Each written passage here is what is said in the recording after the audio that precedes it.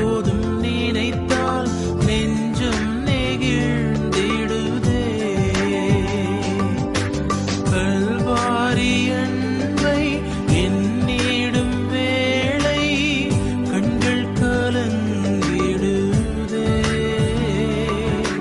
கர்த்தாவும் பாடுகள் இப்போதும் நினைத்தால் நெஞ்சம் நெகிழ்ந்திடுதே. ஆண்டவராக இயேசு கிறிஸ்துவின் நாமத்தில் கல்வாரி நேசம் ஒளியின் சார்பாக உங்கள் அனைவருக்கும் இந்த வாழ்த்துக்களை தெரிவித்துக் கொள்கிறேன். இன்றைக்கு நான் கொடுக்கும் செய்தியின் தலைப்பு, தேவன் நம்மை நினைத்தள்ள வேண்டும். ஏனென்றால் நாம் எந்த ஒரு காரியத்தையும் வெற்றிகரமாக முடிக்கிறதுக்கு அதற்கு ஆண்டவரின் பக்கத்துணை சித்தம் இருக்க வேண்டும். அதற்கு தேவனுடைய நினைவில் நம்முடைய காரியங்கள் வந்தால் மட்டும்தான் அதற்கு அனுகூலமாக எஸ் ஆர் நோ என்று பதிலளிப்பார். நாம் தேவனுடைய நினைவில் நம்முடைய காரியங்கள் வராமல் போகும் மட்டும் நமக்கு எந்த காரியங்களும் சித்திக்காது. நாம் எவ்வளவோ முயற்சி பண்ணுவோம், எவ்வளவோ ஜெபம் பண்ணுவோம், எவ்வளவோ உபவாசம் போடுவோம், அநேக நேரம் கலங்குவோம். இத்தனை காரியங்கள் செய்து விட்டேனே, ஏன் ஆண்டவர் இன்னும் என் ஜெபத்துக்கு பதிலளிக்கவில்லை, இந்த காரியத்தை எனக்கு வாய்க்க பண்ணவில்லையே என்று. ஆனால் நாம் முக்கியமாக நினைவு கூற வேண்டியது, தேவன் நம்முடைய காரியங்களை நம்மை நினைவு கூற வேண்டும். அப்பொழுதுதான் நம்முடைய காரியங்கள் நமக்கு சாதகமாக வாய்க்கும்.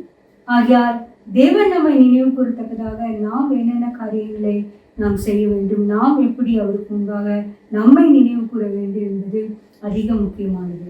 நாம் அதிகமாக நம்மை உயர்த்தி நம்மை காண்பிக்கும் போது தேவனுடைய சன்னிதானத்தில் நம்முடைய நினைவு அவருக்கு வரவே வராது. ஏனென்றால் தேவனுடைய சாயலில் நாம் சிருஷ்டிக்கப்பட்ட போதியா நமக்கு மறதி வருவது போல் ஆண்டவருக்கும் அநேக காரியங்கள் நிமித்தம் நம்முடைய காரியங்களையும் கூட அவர் மறந்து விடுவார். ஆகையால் தேவன் நினைவு கூறும் வண்ணம் தேவனை நீ நினைத்தல்லும் நினைவு கூற வேண்டும் என்று நாம் அனுதினம் நம்முடைய ஜெபத்தில் செய்ய வேண்டும். ஆகையால் எவரெல்லாம் தேவன் நினைவு கூறும் பொழுது என்னென்ன காரியங்கள் நமக்கு நடக்கிறது என்று நாம் சற்று சிந்திப்போம். முதலாவது, நோவாவை நினைந்தள்ளினார். ஆதியாகமம் 8:1 பார்க்கும்போது, தேவன் நோவாவையும் அவனுடனே பேழையில் இருந்த சகல காட்டு மிருகங்களையும் சகல நாட்டு மிருகங்களையும் நினைத்தள்ளினார். பூமியின் மேல் காற்றை வீச பண்ணினார். அப்பொழுது ஜலம் அமர்ந்தது. பிரியமானவர்களே, இங்கு நோவாவின் காலத்தில் பெருவெள்ளம் 40 நாள். அப்பொழுது அந்த பேழை மெலும்ப பண்ணி மலைகள் குன்றுகள் எல்லாமே மறைந்து போனது. பூமியில் உள்ள ஜீவராசிகள் எல்லாம் மாண்டு போயின. ஆனால் இப்பொழுது மழை 40 நாட்களுக்கு பிற்பாடும் அந்த ஜலம் வற்றவே இல்லை, பூமியின் மேல் பிரவாகித்து கொண்டே இருந்தது. இங்கு சொல்கிறது, நீங்கள் ஆதியாகமம் 7ஆம் அதிகாரத்தில் நீங்கள் பார்த்தீர்கள் என்றால் இறுதியில் ஜலம் 150 நாள் மிகவும் பிரவாகித்து கொண்டிருந்தது. 150 நாள் என்பது கிட்டத்தட்ட 5 மாதம் மழை நின்று விட்டது. ஒருவேளை சில தூதர்கள் இருந்து கொள்ளலாம். இப்பொழுது அடிக்கடி நோவா 5 மாதமாக ஒவ்வொரு நாளும் நினைக்கிறேன் கதவை ஜன்னலை திறந்து பார்த்து கொண்டே இருப்பார். எங்கு பார்த்தாலும் வெள்ளம்தான். எங்கு செல்வது, என்ன நடக்கிறது என்று அவருக்கு ஒன்றும் புரியதாக இருந்தது. ஆனால் கடைசியில் இந்த வசனம் சொல்கிறது, தேவன் நோவாவை நினைந்தள்ளினார், காற்றை வீச பண்ணினார். தேவன் நோவாவை அவனுடைய பேழையில் இருந்த சகல காட்டு மிருகங்களையும் நாட்டு மிருகங்களையும் நினைந்தள்ளினார். பூமியினில் காற்றை வீச பண்ணினார். அப்பொழுது ஜலம் அமர்ந்தது. பிரியமானவர்களே, இப்பொழுது ஜலம் அமர்ந்த பொழுது கிட்டத்தட்ட 2 மாதங்களாக ஜலம் வடிந்து கொண்டே வந்து கடைசியில் அரராத் என்னும் ஒரு மலையின் மேல் பேழை தங்கிற்று. பிற்பாடுதான் அவர் புறாவை விட்டார், காகத்தை விட்டார். பிற்பாடுதான் ஜலம் வற்றி போயிட்டு என்று மேல்தட்டு தேட்டத்தை திறந்து பார்க்கிறார். அப்பொழுது அந்த 150 நாளும் பிற்பாடுதான் வானத்தின் மதுவெல்லாம் ஊற்றுக்கண்கள்லாம் அடிபட்டு போயின. நம்முடைய காரியத்திலும் கூட ஜலம் என்பது நமக்கு வருகிற ஏராளமான பிரச்சனைகள், தாங்க முடியாத கொடிய பிரச்சனைகள், எப்பொழுது முடியும் என்று நாம் ஏங்கிக் கொண்டே இருப்போம். முக்கியமாக வியாதி படுக்கையில் இருக்கிறவர்களை பார்த்தீர்கள் என்றால், அந்த கொடிய வியாதியிலிருந்து நான் மீண்டு வருவேனோ, இது எனக்கு ஒரு கொடிய ஜலம் போல் பிரவாகித்து கொண்டே இருக்கிறது, நான் என்ன செய்வேன், எப்பொழுது முடியும், தேவன் எனக்கு விடுதலை அளிப்பாரா என்றெல்லாம் நாம் அநேக கரங்களில் கலங்கி கொண்டே இருப்போம். ஆஸ்பத்திரியில் ஒரு இருக்கும் பொழுது அவளுக்காக அதிக செலவினங்களை மேற்கொள்ளும் பொழுது மற்றவர்கள் எல்லாருமே துக்கப்பட்டு தான் இருப்பார்கள், எப்பொழுது முடியும் என்று. ஆகையால் இப்படிப்பட்ட ஒரு தருணங்கள் மேலும் கடன் சுமையால் தாங்கி தவிக்கிறவர்கள் எப்பொழுது இந்த கடன் என்னை விட்டு நீங்கும், நான் எப்பொழுது நிறைய சம்பாதித்து கடனை அடிப்பேன், தினமும் கடன்காரர்கள் வந்து என்னை வாட்டிக்கொண்டே இருக்கிறார்கள் என்று. இவர்களுக்கெல்லாம் அந்த பிரச்சனை ஒரு பெரிய ஜலம் போல் பிரவாகித்து கொண்டே இருக்கிறது. திருமண காரியங்கள் நிர்வாகங்கள் இருக்கும் பொழுதும், திருமணமாகியும் குழந்தை பேர் இல்லாதவர்களுக்கும் இந்த பிரச்சனையெல்லாம் ஒரு ஜலம் போல் அவர்களை சுற்றி பிரவாகித்து கொண்டே இருக்கிறது. எப்பொழுது இந்த பிரச்சனை தீரும், ஜலம் எப்பொழுது வடியும் என்று நோவா எதிர்பார்த்து கொண்டே இருந்தது போல எப்பொழுது இந்த பிரச்சனை தீரும் என்று அநேகர் கலங்கி தவிக்கிறார்கள். நாம் சோர்ந்து போகக்கூடாது. தேவன் நினைத்தருளும் பொழுதுதான் ஜலம் வற்றத் தொடங்கியது. 5 மாதமாக பிரவாகித்து கொண்டிருந்த ஜலம் இப்பொழுது படிப்படியாக கொண்டு தேவன் 7ஆம் மாதத்தில் முற்றிலுமாக ஜலம் வற்றி போனது. பிரியமானவர்களே, நம்முடைய வாழ்க்கையில் வருகிற பிரச்சனை ஜலம் போல பிரவாகித்து வருகிற ஜலம் போல பிரச்சனைகளை நீக்க தேவனை நினைத்தருளும் என்று நாம் ஜெபிக்க கற்றுக்கொள்ள வேண்டும். ஒருவேளை தேவன் நம்மை மறந்து விட்டாரோ என்ற கலக்கம்தான் அநேக காரியங்களில் வரும். காரணம், பிரச்சனை அவ்வளவு கொடிதாக இருக்கிறது. நோவாவை போல நாம் இப்படி இருக்கும் பொழுது நிச்சயமாகவே தேவன் நோவாவையும் அந்த மிருக ஜீவன்களை நினைவு கூர்ந்தது போல நம்மையும் நினைவு கூற வேண்டும். நம்மை சுற்றிலும் உள்ள குடும்பத்தாரை நினைவு கூற வேண்டும் என்று நாம் கெஞ்சி பிரார்த்திக்கும் பொழுது நிச்சயமாகவே தேவன் நம்மை சுற்றியுள்ள பிரச்சனைகளை படிப்படியாக குறைய பண்ணுவார்.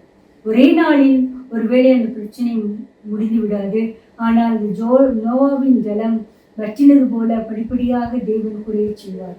ஆகையால் இதை கேட்டுக்கொண்டிருக்கிற பிரியமானவர்களே, தாங்க முடியாத சொல்லனா வேதனையில் கஷ்டத்தில் இருக்கிறீர்களோ, நீங்கள் ஜெபிக்க வேண்டியது தேவனே நினைத்தல்ல. நம்மை நினைத்தருள்ள தேவன் நம்மை நினைக்கும் போது மட்டும்தான் நம்மை சுற்றியுள்ள பிரச்சனைகளுக்கு முற்றிலுமாக ஒரு வடிகாலாக மாறும். தேவன் அதற்கு கிருபை செய்வாராக. 2வது, லோத்து அழிவிலிருந்து தப்புவித்தார். லோத்துவை மட்டும் தேவன் அந்த சோதோம் குமார அழிவிலிருந்து தப்புவித்தார். காரணம் என்னவென்றால், அவர் ஆபிரகாமை நினைவு கூர்ந்து அந்த ஆபிரகாமின் சந்ததியில் தானே லோத்து வந்திருக்கிறான். ஆகையால் இந்த ஆபிரகாமின் சந்ததியை நான் அழிக்கக்கூடாது என்று கூறி நினைத்தார். ஆதியாகமம் 19:29 தேவன் அந்த சமபூமியின் பட்டணங்களை அழிக்கும் போது தேவன் ஆபிரகாமை நினைத்து லோத்து குடியிருந்த பட்டணங்களை தாம் கவிழ்த்து போடுகையில் லோத்தை அந்த அழிவின் நடுவிலிருந்து தப்பி போகும்படி அனுப்பிவிட்டார். பிரியமானவர்களே, இங்கு லோத்து எவ்வாறு தப்பினார் என்றால், அவருடைய நீதியினாலோ அவருடைய பலத்தினாலோ, ஏன்னா அவரும் சில காலம் கழித்து சோதோம் குமாரா பட்டணத்துக்குள் தான் குடியிருந்தார். இந்த மக்களோடு ஒன்றி போய் ஒருவேளை ஒரு தலைவனை போல இருந்து கொண்டே இருந்தார் நியாயம் விசாரிப்பதில். ஆனாலும் அவையெல்லாம் அவரை அந்த அழிவிலிருந்து தப்பிக்க முடியவில்லை. கர்த்தர் ஆபிரகாமை நினைவு கூர்ந்து லோத்தை அழிவில் இருந்து மீட்டுக் கொண்டார். பிரியமானவர்களே, நாமும் கூட நாம் பாவச்சத்தில் நுழைந்து கொண்டிருக்கும் பொழுது அழிவுக்கு நாம் தப்புவிக்கப்பட வேண்டும் என்றால் தேவன் நம் மூதாதையர்களின் நற்செய்திகளை நினைவு கூற வேண்டும். அநேக தரங்களில் நம்முடைய காரியங்கள் நமக்கு துன்பம் வருகிறதெல்லாம் நம்முடைய காரியத்தினால் வரும். ஆனால் தேவன் நம்முடைய சந்ததியை மூதாதையர்களை நினைவு கூறும் பொழுது நிச்சயமாகவே இந்த அழிவில் இருந்து முற்றிலுமாக சங்கார தூதனிலிருந்து நம்மை மீட்டுக்கொள்ள வல்லவராக இருக்கிறார். ஆகையால் நாம் ஜெபிக்கும் பொழுது தேவனே, என்னுடைய தாய் தாப்பன்மார், என்னுடைய மூதாதையர் இந்தந்த காரியங்கள் எல்லாம் நமக்கு முன்பாக செய்தாரே, அந்த காரியங்களை நினைவு கூர்ந்து என்னையும் அழிவிலிருந்து தப்பிக்க வேண்டும் என்று நாம் ஜெபிக்க வேண்டும். ஏனென்றால் லோத்தை தேவன் அவ்வாறு தான் தப்புவித்தார். ஆபிரகாமை நினைவு கூர்ந்து, ஆபிரகாமின் சகோதரர் மகன் தான் லோத்து. ஆகையால் அந்த சகோதரர் கூட ஆபிரகாம் நீதிமானாக இருந்தார். ஆபிரகாம் தேவனுடைய சொல் கேட்டு நடந்தார். ஆபிரகாம் லோத்துக்காக எல்லா காரியங்களையும் விட்டு கொடுத்தார். ஆபிரகாம் ஒரு தகப்பனை போல் இருந்தாலும் லோத்து மகனை போல் இருந்தாலும் அந்த சொத்து பிரச்சனை என்று வரும் பொழுது லோத்துக்காக அவர் விட்டு கொடுத்தார். ஆகையால் தான் தேவன் ஆபிரகாமை நினைவு கூர்ந்து லோத்தையும் அவர் சந்ததியும் காப்பாற்றினார். பிரியமானவர்களே, நம்முடைய காரியமும் கூட நம்முடைய மூதாதையர்கள் மிகவும் நியாயாதிபதிகளாக நியாயம் செய்கிறவர்களாக உண்மையானவர்களாக இருக்கும் பொழுது அவருடைய உண்மைத்தன்மையை நினைவு கூர்ந்து நம்மையும் கூட நம்முடைய சந்ததியும் கூட காப்பாற்ற வல்லவராக இருக்கிறார். ஆகையால் நாமும் கூட நாம் தப்பித்துக் கொள்ள முடியுமான ஒரு அழிவிலிருந்து தப்பித்துக் கொள்ள வேண்டும் என்று நினைத்தால், தேவனே என்னுடைய மூதாதையர்கள் நற்செயலை நீ நினைவு கூற வேண்டும் என்று நாம் ஜெபிக்கும் பொழுது தேவன் அதை நினைவு கூர்ந்து நம்மையும் நம் சந்ததியும் அழிவிலிருந்து மீட்டுக் கொள்ளுவார். தேவன் அதற்கு கிருபை செய்வாராக. அடுத்ததாக தேவன் ராகேலை நினைந்திருந்தார். நமக்கு எல்லாரும் தெரியும், யாக்கோபு ராகேலை தான் அதிகமாக சிநேகித்தார். அதற்காக தான் அவர் 7 வருடம் லாபானை சேவித்தார். பிற்பாடு மறுபடியும் ராகேலுக்காக இன்னொரு 7 வருடம் 14 வருடங்கள் சேவித்தார். ஆனாலும் திருமணம் முடிந்த பிற்பாடு ராகேலுக்கு எந்த குழந்தை பாக்கியமே இல்லை. லேயாள் முதல் மூத்தவளாக இருந்தபடினால் அவளுக்கு குழந்தைகள் பிறந்தன. ஆனால் ராகேலுக்கு எந்த குழந்தையும் பிறக்கவே இல்லை. ஆனால் ஒருமுறை இங்கு ரூபன் தூதாயும் கனிகளை கொண்டு வந்த பொழுது ராகேல் அந்த தூதாயும் கனிகளை பார்த்து கேட்டால், இந்த தூதாயும் கனிகளை எனக்கு கொடு என்று. ஆனால் லேயாள் சொன்னது, நீ என் கணவனை வைத்துக் கொண்டது மட்டுமல்லாமல் தூதாயும் கனிகளை மட்டும் கேட்கிறாய் என்று கேட்ட பொழுது, அதற்காக இன்று யாக்கோபுனோடு சயனிப்பார் என்று கூறினார். இப்பொழுதுதான் முதலாக ராகேல் தன் கணவனை லேயாளுக்காக விட்டு கொடுக்கிறார். இதுவரைக்கும் ஒரே போட்டியும் பொறாமையும் தான். யாக்கோபை பார்த்து சொன்னது, நீ எனக்கு குழந்தை கொடு, நான் சாகிறேன் என்றெல்லாம் அதிகமாக தொந்தரவு பண்ணி கொண்டே இருந்தவள். அவள் தன்னுடைய மூத்த சகோதரியை அப்பமாக எண்ணினவள். அவர் மேல் பொறாமை கொண்டவள். இப்பொழுது முதலாக யாக்கோபை லேயாளுக்கு விட்டு கொடுக்கிறார். இந்த விட்டு கொடுத்த காரியங்கள் மூலமாக லேயாளுக்கு மறுபடியும் குழந்தைகள் பிறந்தது. ஆனாலும் நீங்கள் வாசித்து பார்த்தீர்கள் என்றால் அதற்கு பிற்பாடு ராகேல் யாக்கோபை தொந்தரவு பண்ணவே இல்லை. நீர் எனக்கு குழந்தைகளை துடும், சாகிறேன் என்று. இந்த விட்டு கொடுக்கிற மனப்பான்மையின் மூலமாக தேவன் ராகேலை நினைந்தெழுந்தார். ஆதியாகமம் 30:22 தேவன் ராகேலை நினைந்தெழுந்தார். அவளுக்கு தேவன் செவி கொடுத்து அவள் கற்பம் தரிக்கும்படி செய்தார்.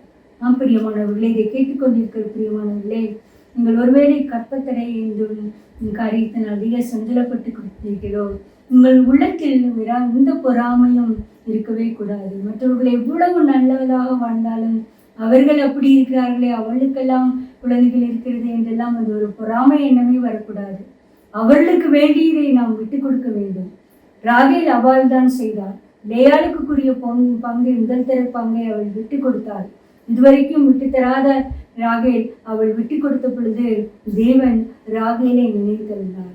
நம்முடைய ஜீவியத்திலும் மற்றவர்கள் பொறாமை கொண்டு எதையாவது அவர்களுக்குரிய காரியங்களை எல்லாம் நமக்கு பொக்கிஷமாக வைத்துக் கொண்டிருக்கிறோமா என்று சிந்திப்போம் பிரியமானவர்களே.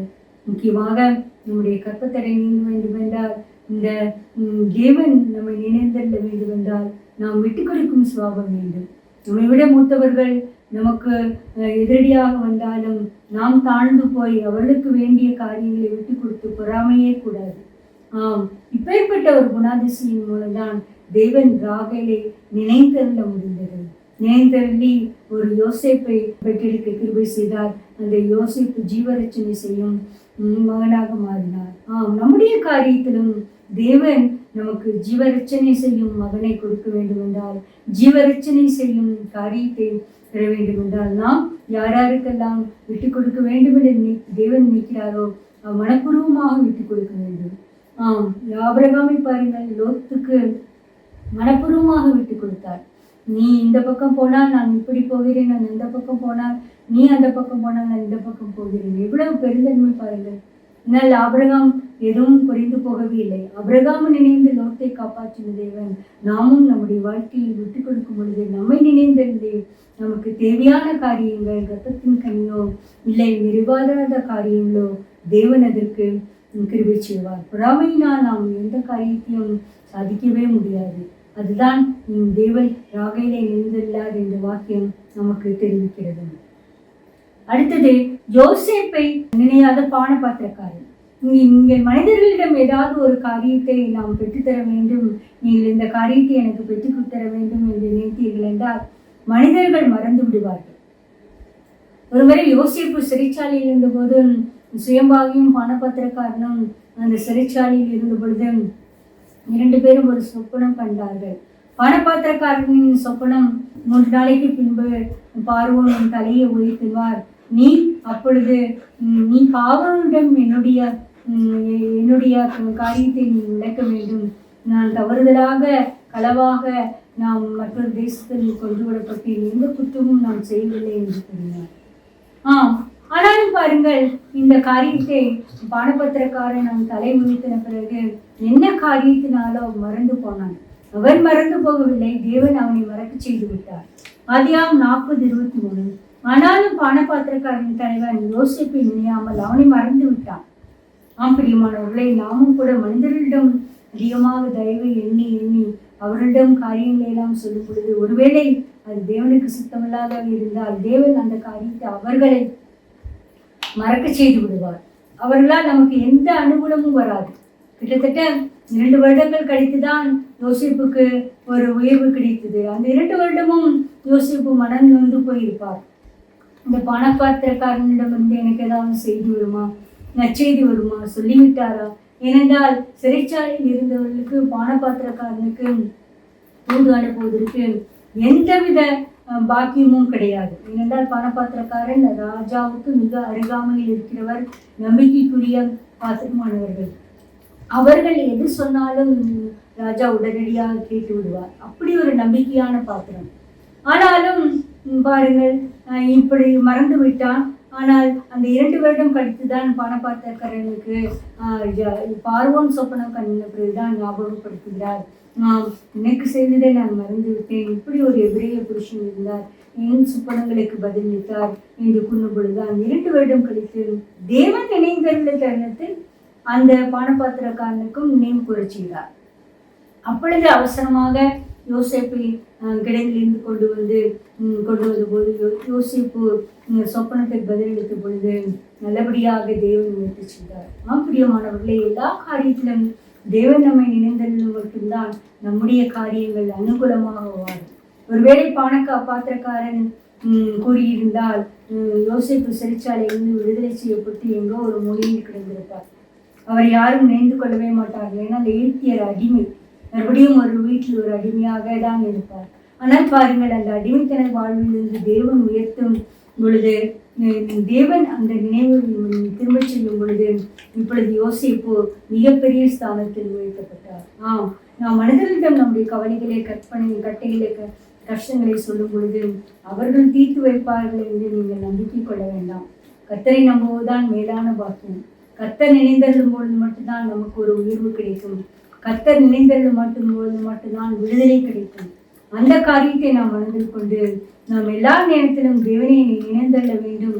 என் காரியங்களை எல்லாம் உடைய சமீதியில் போட்டு வர வேண்டும், எனக்கு ஒரு விடுதலை வேண்டும் என்று நாம் ஜெபிக்கும் பொழுது நிச்சயமாகவே எல்லாவித துன்பங்களிலிருந்தும் தேவன் நமக்கு விடுதலை வாழ்வை அருளச் செய்ய காத்திருக்கிறார்.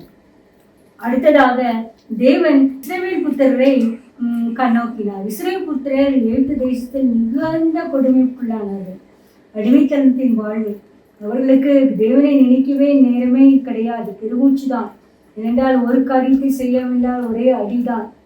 எந்த காரியத்தையும் வேலை செய்யுங்கள் என்று ஒரு வேலையாளிகள் மூலம் சவுக்கடி கொட்டு எடுத்துக்கொண்டே இருந்தார். ஆனால் தேவன் அவர்களை நினைந்தது மட்டும்தான் 400 வருடங்களுக்கு பிற்பாடு அணியணியாக புறப்பட செய்தார்.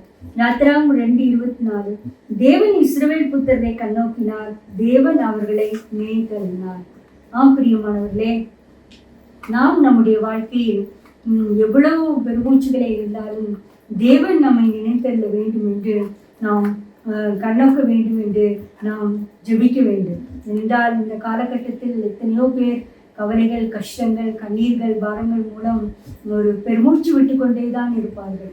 இதை கேட்டுக்கொண்டிருக்கிற பிரியமானவர்களே, உங்களுடைய பெருமூச்சை கூட தேவனே நீ நினைந்தருளும் என்று சொல்லும் பொழுது இஸ்ரவேல் புத்திரரின் பெருமூச்சை கேட்டு அவர்களை விடுதலை பண்ணின தேவன் நம்மை நினைந்தருளும்படி தேவன் நம்மையும் கூட விடுதலை பண்ண வல்லவராக இருக்கிறார். இஸ்ரவேல் புத்திரரை கடைசியில் நீங்கள் விடுதலை செய்யும் பொழுது அவர்களை பார்த்தீர்கள் என்றால் அணியணியாக கிட்டத்தட்ட 6 லட்சத்துக்கும் அதிகமான மக்களை அணியணியாக புறப்பட செய்து அவர்களை எதிர்த்து வந்த பார்வோனை கூட கடலில் வீழச் செய்து ஒரு பெரிய வெற்றியை அருளி செய்தார். நம்முடைய பெருமூச்சையும் கூட தேவன் நினைந்தருள வேண்டும் என்று நாம் ஜெபிக்க வேண்டும். தேவனே, இஸ்ரவேல் புத்திரரின் பெருமூச்சை நினைந்தருளே என்னுடைய பெருமூச்சையும் என் குடும்பத்தாரின் கண்ணீரையும் நாங்கள் விடுகிற பெருமூச்சையும் நீர் கேட்டு பதிலளிக்க வேண்டும் என்று சொல்லும் பொழுது நிச்சயமாகவே தேவன் பதிலளிக்க சித்தமாக இருந்தார். அடுத்ததாக தேவன் பலன் தருகிறார். நாம் எல்லா காரியத்திலையும் தேவன் தான் நமக்கு வாய்க்க செய்தார் என்று நன்றியோடு நினைவு கூற வேண்டும். உபாகம் 8:18 உன் தேவனாய கர்த்தரை நினைப்பாயாக, அவரே உன் பிதாக்களுக்கு ஆணையிட்டு கொடுத்த தம்முடைய உடன்படிக்கையை உறுதிப்படுத்தும்படி இந்நாளில் உனக்கு உண்டாயிருக்கிறது போல ஐஸ்வர்யத்தையும் சம்பாதிக்கிறதான பலனையும் உனக்கு கொடுத்திருக்கிறார். பிரியமானவர்களே, நீங்கள் பார்த்தீர்கள் என்றால் நாம் ஒருவேளை நம்ம ஐஸ்வர்ய சம்பரனாக இருக்கும் பொழுது அநேக தரங்களில் நாம் நேபுகாத்நேச்சாரை போல என்னுடைய சம்பாத்தியத்தில் தான் இந்த காரியம் வந்தது, தேவன் எனக்கு கொடுத்த காரியத்தில் தான் நான் இந்த வீடை கட்டினேன், இதை வாங்கினேன், இந்த கடையை வாங்கினேன், இந்த வயலை வாங்கினேன், இத்தனை அம்பாரம் எல்லாம் நம்மை நாமே தான் மெச்சிக்கொள்வோம். நம்முடைய உழைப்பினால் தான் அநேகம் தரம் காரியங்கள் வாய்க்க வந்தது என்று அநேகருக்கு நாம் இந்த நினைவு வரும், எல்லாருக்கும் வரும். ஏனென்றால் நாம் எல்லாம் குறைவுள்ளவர்கள். எல்லா காலத்திலும் நாம் தேவனை தான் எனக்கு அனுமதித்தார் என்று ஒரு மெச்சூர்டு கிறிஸ்டியனாக நாம் வருவதற்கு பல காலம் ஆகும். தேவன் நமக்கு பல கஷ்டங்களை கொடுத்து உணர வைக்கும் பொழுதுதான் அப்படி ஒரு மனப்பான்மை வரும். ஆனால் அநேக தரம் நான் நினைத்துக் கொண்டிருந்தது என்னுடைய சுய சம்பாதித்தில் தான் எல்லாவற்றையும் சம்பாதித்தேன், என்னுடைய பலத்தினால் தான் இதையெல்லாம் உண்டாக்கினேன் என்று நினைப்போம். அந்த நினைவை தேவன் அறிவுறுக்கிறார். அதுதான் உபாகம் 8:18 உன் தேவனாய கர்த்தரை நினைப்பாயாக. நாம் நம்முடைய காரியங்கள் எல்லாவற்றையும் தேவனை நினைக்கும் பொழுது மட்டும்தான் தேவன் நம்மை நினைந்தள்ளுவார். நாம் நம்முடைய காரியங்கள் எல்லாம் நான் என்னுடையது, எனக்காக, என் சம்பாத்தியம், என்னுடைய முயற்சி என்று நாம் நினைத்து கொண்டு தேவனுக்கு மகிமை செலுத்தாமல் இருக்கும் பொழுது தேவன் நம்மை நினைத்தள்ளவே மாட்டார். ஆகியால் இந்த காரியத்தை நாம் கணக்கில் கொண்டு நிச்சயமாகவே எல்லா காரியத்தையும் சிறியதானாலும் சரி பெரியதானாலும் சரி நாம் தேவனுக்கு மகிமை செலுத்தும்படி நாம் கற்றுக் கொடுக்க வேண்டும். நம்முடைய குழந்தைகளுக்கு கூட ஒரு சின்ன எக்ஸாம்பிள் ஒரு டெஸ்ட்டில் பாஸ் பண்ணால் கூட அவர்கள் படித்து தான் பாஸ் பண்ணியிருக்கிறார், ஆனாலும் தேவன் தான் அதை வாய்க்க பண்ணினார் என்று ஒரு சிறு காரியத்தை கற்றுக் கொடுக்க வேண்டும். தேவனுக்கு நன்றி செலுத்து, இந்த காரியத்துக்காக தேவன் வாய்க்க பண்ணினாரே நன்றி செலுத்து, இந்த கிளாஸில் நீ பாஸ் பண்ணினையே தேவனுக்கு நன்றி செலுத்து, இந்த டெஸ்ட்டில் நிறைய மார்க் வாங்கின தேவனுக்கு நன்றி செலுத்து என்று ஒவ்வொரு காரியத்தையும் தேவனை நினைவு கூறும்படி செய்யும் பொழுது தேவன் அவர்களை நினைவு கூர்ந்து எல்லா காரியங்களையும் வாய்க்க பண்ணுவார். தேவன் அதற்கு கிருபை செய்வாராக. அடுத்ததாக நாம் ஓய்வு நாளை பரிசுத்தமாக ஆசரிக்க நினைக்க வேண்டும். இந்த காலகட்டங்களில் அநேகர் ஓய்வு நாளை வேலை நாளாக தான் கொண்டே இருக்கிறார்கள். ஓய்வு நாள் தான் ஒரு பெரிய பெரிய விருந்து சமைப்பது போல அநேக காரியங்களை வாங்கி அதை ஒரு விருந்து சாப்பாடும் வளமாக இருக்கும். ஓய்வு நாள் தான் கறிக்கடையிலும் மீன் கடையிலும் சிக்கன் கடையிலும் அதிக நேரம் செலவழிப்போம். ஆண்டவரோடு செலவழிக்கிற காரியத்தை பார்த்திலும் அந்த லைனில் தான் அதிக நேரம் நிற்போம். ஆனால் தேவன் நம்மை எச்சரிக்கிறார்.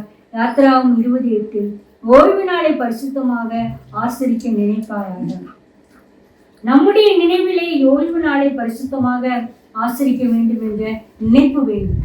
அப்பொழுதுதான் நாம் காப்பாற்றப்படுவோம். நாம் ஓய்வு நாளை கவலையீனமாக நம்முடைய இஷ்டத்துக்கு சினிமா பார்ப்பதிலும் டிவி பார்ப்பதிலும் பொழுதுபோக்குவதிலும் என்று நினைத்து கொண்டு நாம் பொழுதுபோக்கிக் கொண்டே இருந்தால் தேவன் நம்மை நினைவு கூறவே மாட்டார். தேவன் வைத்த முதல் முக்கியமான கட்டளை ஓய்வு நாளை ஆசரிக்க நினைப்பாயாக. பிரியமானவர்களே, நாம் நம்முடைய வாழ்க்கையில் ஓய்வு நாளை எவ்வாறு கடைபிடிக்கிறோம்? அதை பரிசுத்தமாக ஜெப தியானத்தோடு ஆலயத்துக்கு சென்று வருவதும் தேவனை தியானிப்பதிலும் இருக்கிறோமா? இல்லை அதிகமான சாப்பாட்டு காரியங்களை வாங்குவதும் செய்வதிலும் கவனம் செலுத்துகிறோமா? டிவி சீரியல் மூலமாக சினிமா பார்த்து கொண்டு பொழுதை பார்க்கிறோமா என்று நாம் சிந்திப்போம். அப்படிப்பட்ட ஒரு வீட்டில் எந்தவித ஆசீர்வாதமும் வராது. அது எவ்வளவு ஜெபம் பண்ணினாலும் தேவனை நாம் ஓய்வு நாளை ஆசரிக்க நினைக்கும் பொழுது நிச்சயமாக தேவன் நம்மை நினைந்தறிவார். தேவன் அதற்கு கிருபை செய்வார். இசைக்கிய ராஜா கூட அவர் அதிகமான நன்மையான காரியங்களை தான் செய்தார். ஆனாலும் அவர் ஒரு வியாதிப்பட்ட பொழுது ஏசாயாத்திற்கு பேசுவது சொன்ன பொழுது இன்னும் காரியங்களை ஒழுங்குபடுத்த இறந்து விடுவார் என்று சொன்ன பொழுது இசைக்கியாவுக்கு தாங்கவே முடியலை. கிட்டத்தட்ட ஒரு 40 வயது தான் அவருக்கு இருந்தது. 2 ராஜாக்கள் 23 கர்த்தாவே, நான் உமக்கு முன்பாக உண்மையும் மன உத்தவமாய் நடந்து உமது பார்வைக்கு நடமானதை செய்தேன் என்று நினைத்தல்லும் என்று விண்ணப்பம் பண்ணினான். இசைக்கியா மிகவும் நாளுதான். பிரியமானவர்களே, நாம் எப்பொழுதும் இசைக்கியா ராஜாவை போல நாம் நன்மை செய்து தீமை அனுக்கும் பொழுது நாம் பெற்ற நன்மைகளை தேவனே இந்த நன்மைகளையெல்லாம் நமக்கு செய்தேன், என்னுடைய காரியத்தில் நான் கண்ணு கருத்துமாக இருந்தேனே, என்னை குணமாக்கும் என்று நாம் கெஞ்சி பிரார்த்திக்க வேண்டும். அநேகம் தரம் நம்முடைய நன்மைகள் தேவனுடைய பார்வைக்கு எட்டாவது போல் இருக்கும். அப்பொழுதெல்லாம் நாம் தேவனுக்கு நினைவுபடுத்த வேண்டும். தேவனே, இந்த காரியத்தில் நான் மனோத்துவமாக இருந்தேன், இந்த காரியத்தில் நான் சபையாக நடந்தேன், இந்த காரியத்தில் நான் யாருக்கும் தீங்கு நினைக்கவில்லை என்று தேவனுக்கு நம்மை நினைவுபடுத்தும் பொழுது தேவன் நிச்சயமாகவே அடிப்படுக்கையிலிருந்து நம்மை மாற்றி போடுவார். ஒருவேளை தேவன் நம்முடைய காரியங்களை மறந்தவர் போல் இருந்தாலும் காணாதவர் போல் இருக்கவே மாட்டார். நம்முடைய காரியங்களை அவர் கணக்கில் இருக்கிறது, கண்ணீரி கணக்கில் இருக்கிறது.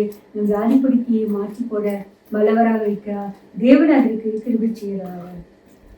அடுத்ததாக நாம் களிமண் என்று நினைவு கூற வேண்டும். யோபு 10:9 களிமண் போல் என்னை உருவாக்கினீர் என்பதையும் என்னை திரும்ப தூளாக போக பண்ணீர் என்பதையும் நினைத்தருளும். பிரியமானவர்களே, நாம் களிமண் அந்த ஒரு காரியத்தை நாம் எப்பொழுதுமே நினைவு கூற வேண்டும். நம் எந்த நேரத்திலும் சங்கீதம் 103:14 கூட நம்முடைய உருவம் அல்லதென்று அவர் அறிவார், நாம் மண்ணென்று நினைவு கூறுகிறார். நம்ம களிமண் தான். அந்த களிமண்ணில் எவ்வளவு காரியங்கள், ஒரு பெருமையான காரியங்களை கொண்டிருக்கிறோம். நாம் களிமண் என்பதை அநேக தரம் மறந்தே போய் விடுகிறோம். யோபு நினைக்கிறார், களிமண் போல என்னை உருவாக்கினேன் என்பதை தூளாக போக பண்ணுவீர் என்பதை நினைத்தேன்.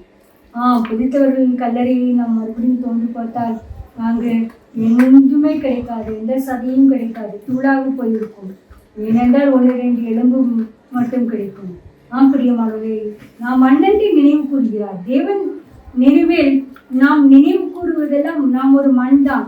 அந்த நினைவு நமக்கு இருக்கிறதா என்று நாம் கண்ணோக்க வர வேண்டும். ஏனென்றால் அநேக தரம் நாம் மண்ணென்று நாம் களிமண் என்பதை மறந்து போய் விடுகிறோம்.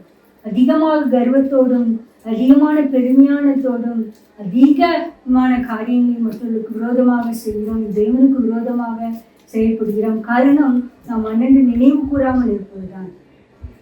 இன்று முதல் இந்த ஜெபத்தை நாம் ஏறெடுக்க வேண்டும். தேவனே, நான் மண்ணென்று நினைவு கூற எனக்கு கிருபை செய்யும். நீர் என்னை மண்ணென்று நினைவு கூறுகிறேன், அதே நினைப்பை எங்களுக்கும் தர வேண்டும் என்று நம்மை தாழ்த்தும் பொழுது நிச்சயமாக நம்முடைய காரியங்களை தேவன் வாய்க்க பண்ண இருக்கிறார். பிரியமானவர்களே, கடைசியாக யோனாவின் ஜெபம். யோனா மீன் வயிற்றில் இருந்த பொழுது தேவனுடைய சத்தத்துக்கு கீழ்ப்படியாமல் போனதினால் இப்பொழுது மீனின் வயிற்றில் இருக்கிறார். யோனா 2:7 என் ஆத்துமா என்னை தொய்ந்து போகையில் கர்த்தரை நினைத்தேன், அப்பொழுது என் விண்ணப்பம் உமது பரிசுத்த ஆலயத்தில் நம்மிடத்தில் வந்து சென்றது. பிரியமானவர்களே, நாமும் கூட நம்முடைய வாழ்க்கையில் தேவனுக்கு கீழ்ப்படியாமல் அநேக காரியங்கள், ஆழி போன்ற காரியங்கள், கடல் போன்ற காரியங்கள், திமிலன் வயிற்றில் போயிருக்கிறது போன்ற இருளான காரியங்கள் நம்மை சூழ்ந்து கொள்ளும் பொழுது தேவனே, என் ஆவி தொய்ந்து போகிறது, என் ஆத்துமா தொய்ந்து போவதில் உம்மிடத்தில் நினைத்தேன், என் ஜெபம் உம்மிடத்தில் வந்தது யோனாத்திற்கு தரிசியை போல கதற வேண்டும். நம்முடைய ஆழ்ந்து பாய்ந்து பார்க்கும் பொழுது கீழ்ப்படியாமையின் காரியங்கள் நமக்கு தேவனுக்கு விரோதமாக இருந்தால் நிச்சயமாகவே நாம் தேவனுடைய சன்னதியில் நினைவு கூற மாட்டோம். அப்பொழுது இந்த யோனாத்திற்கு தரிசியை போல் நாம் கதரும் பொழுது என் ஆத்துமா தொய்ந்து போவதில் தேவனை நினைவு கூர்ந்தேன், என்னை நினைத்தருளும் என்று ஜெபித்த பொழுது அப்பொழுது மீன் வயிற்றிலிருந்து அவர் வெளிவந்தார். நாமும் கூட கஷ்டமான காரியங்களிலிருந்து வெளிவர வேண்டும் என்றால் தேவனே, நம் பாவங்களை அறிக்கையிட்டு கீழ்ப்படியாமல் அறிக்கையிட்டு தேவனை நினைந்தல்லும் என்று ஜெபிக்க வேண்டும். தேவன் அதற்கு கிருபை செய்வார். ஜெபம். நேசிக்கிறமான பிதாவே, தேவனே, நீர் எங்களை நினைவு கூற வேண்டும் என்று நினைச்சுவேன். கர்த்தாவே, ஆண்டவரே, நோவின் காலத்தில் பெருவெள்ளம் 5 மாதம் பூமியினர் பிரவாகித்துக் கொண்டிருந்தது. கர்த்தாவே, நீர் நினைந்தது மட்டும்தான் நீர் காட்சி அனுப்பி ஜலம் வற்ற செய்து. கர்த்தாவே, எங்களுடைய வாழ்க்கையிலும் கூட கேட்டுக்கொண்டிருக்கிற வாழ்க்கையிலும் கூட ஜலம் போல் அதிகமான கஷ்டங்களின் மத்தியில் இருந்தார்கள். ஆனால் ஆண்டவரே, அந்த கஷ்டத்தை ஆண்டவரை அவர்களை நினைவு கூர்ந்து இந்த போக்க முடியாத ஒரு காரியத்தை நீ செய்ய போகிற தயவுக்காம கூட விசுவாசம். கர்த்தாவே, யோனா மீனின் வயிற்றிலிருந்து கூப்பிட்ட பொழுது கீழ்ப்படியாமையினால் அவன் மீன் வயிற்றில் இருந்த பொழுது நான் கூப்பிட்ட பொழுது நீ விடுதலை பண்ணினேன். நாங்களும் கூட எங்கள் கீழ்ப்படியாமையினால் உம்மை விட்டு தூரமாக இருக்கும் பொழுது நாங்கள் அறிக்கை பண்ணும் பொழுது நினைவு கூற வேண்டும் என்று கெஞ்சுகிறோம். நாங்கள் மண்ணென்று நினைவு கூற கிருபை செய்ய வேண்டும் என்று கெஞ்சுகிறோம். ஓய்வு நாளிலே நாங்கள் ஆசரிக்க கிருபை செய்ய வேண்டும் என்று கெஞ்சுகிறோம். இசைக்கே ராஜாவை போல ஆண்டவரே உண்மையும் சமயமான எங்களுடைய காரியங்களை நினைவு கூற வேண்டும் என்று கெஞ்சுகிறோம். ஆண்டவரே எங்களுடைய முன்னோர்களின் நற்காரியங்களை நினைத்து ஆபிரகாமை நினைத்து யோத்தை விடுவித்தது போல எங்களையும் விடுவிக்க வேண்டும் என்று கெஞ்சுகிறோம். கர்த்தாவே எல்லா துதி கனமை நமக்கு செலுத்துகிறோம். இரட்சகரும் மீட்பருமாகிய இயேசு கிறிஸ்துவின் நாமத்தில் வேண்டிக் கொள்கிறோம் பிதாவே. ஆமென்.